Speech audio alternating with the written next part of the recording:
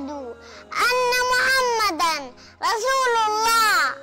أما بعد، يقول الله تعالى: يا أيها الذين آمنوا اتقوا الله وكونوا مع الصادقين.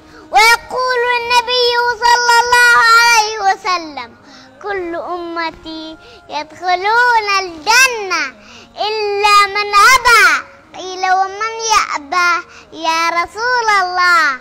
قال: من أطاعني دخل الجنة ومن عصاني فقد أبى. وفي الختام أوصيكم أن نعمل بما أمر. والسلام عليكم ورحمة الله وبركاته. أنا الدكتور وليد محمود محمد أبو جزر أبو سلام، عمري 3 سنوات.